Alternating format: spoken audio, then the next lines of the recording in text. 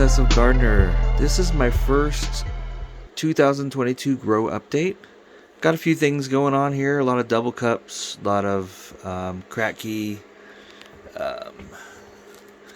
This is totally like King Star style cracky, and then I got some cracky in the can.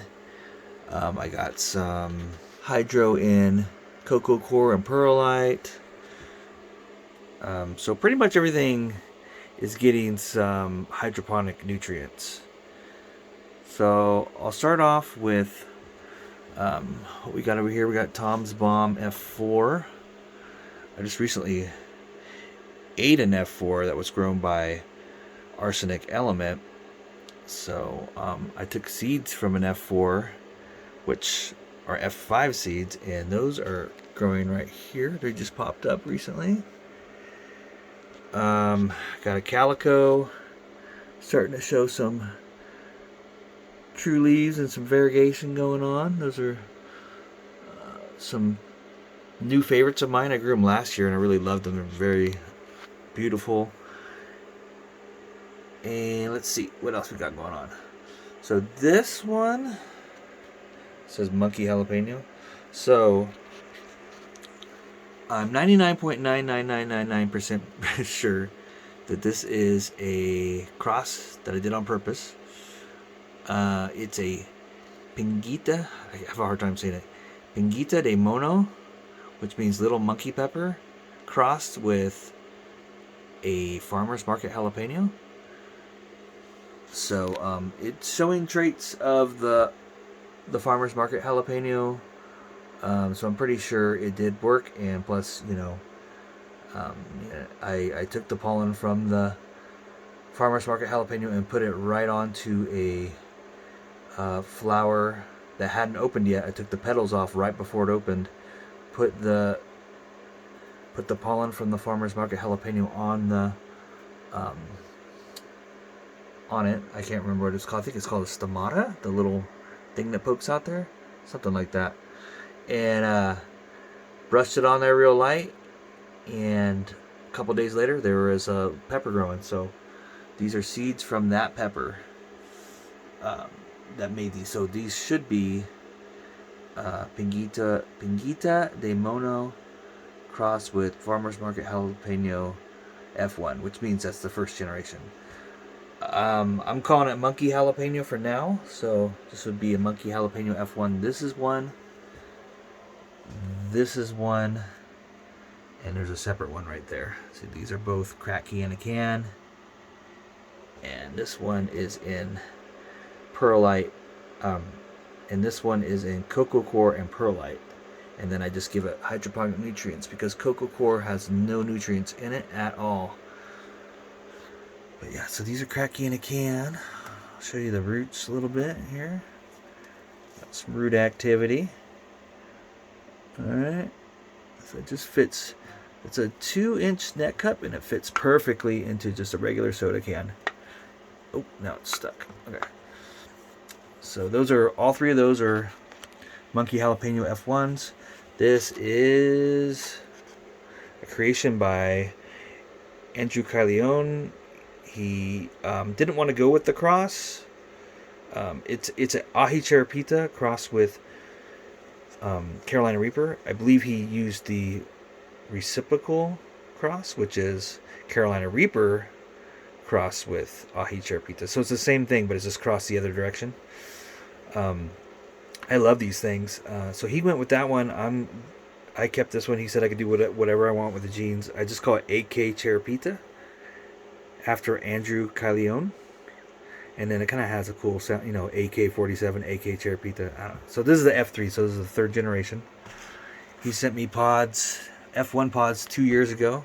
So I've been growing it out. Let's see what we got here. This is, sorry for the lighting, KS Kangsta Yellow. Pretty excited about that one. This one in the background is starting to get buds on it. I've picked a couple off. It's doing the best out of all of them. It looks a little wilty right now because it was out of hydroponic nutrients. I just gave it some a few minutes ago, so it should perk back up. It's a heavy feeder. I have to fill a cup probably twice a day. It's a King Star Peach Starkiss crossed with a King Star Sriracha Hornet, and that's an F2. And I got the seeds from M&M Golf Ball from Discord. Alright, the next one here, this one's kind of interesting. You can see a lot of kind of purple. It's probably hard to see the lighting here. There's a lot of purple going on. If this was in regular light, I think this would be turning purple. But because I'm using just like a LED shop light, it's not really getting the light that it needs. And that happened last year. A lot of the purple stuff didn't get purple until I put it like in the sun. But here's why I think it's purple. So this is a Tiger Gum Chocolate F2, but so last year I grew a Tiger Gum Peach and it came out chocolate. I don't know if it was just a variation in color that just came out naturally, or if it crossed with something chocolate. But anyways, it came out chocolate, so I saved the seeds. And when they popped up, they were all from the same pod. They were dark purple. So we'll see what happens with that one. I think I'm going to relocate that to the living room and just put it in the window in a nice pot.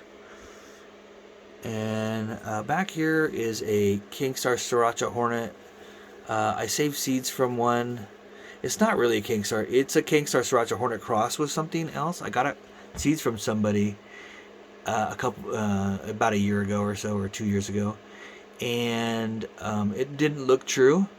And it wasn't quite as hot as a regular King Star Sriracha Hornet. If I had to guess, I'd say it's a King Star Sriracha Hornet, probably crossed with like a habanero of some kind, something like that. Very tasty pepper, not nearly as hot as a Sriracha Hornet, a true Sriracha Hornet, and it didn't have the tails and those features. I kept seeds anyways, just from one pod. It grew really good. It grew really fast. It produced a lot. It had a really good flavor. I might use it like in a crossing project or something this year. But yeah. So anyways, and I don't know, I think that's pretty much it. I think I covered everything. I got some seedlings popping up down here that are way overdue to be transferred out. What I'm going to do is I'm going to put these out in the greenhouse, a little cheap Amazon greenhouse that I have. And I'm going to put a heater out in there because there's no way they're not going to be able to handle, even though they're in a greenhouse, they're not going to, it's still getting, freezing, a little below freezing and low 30s.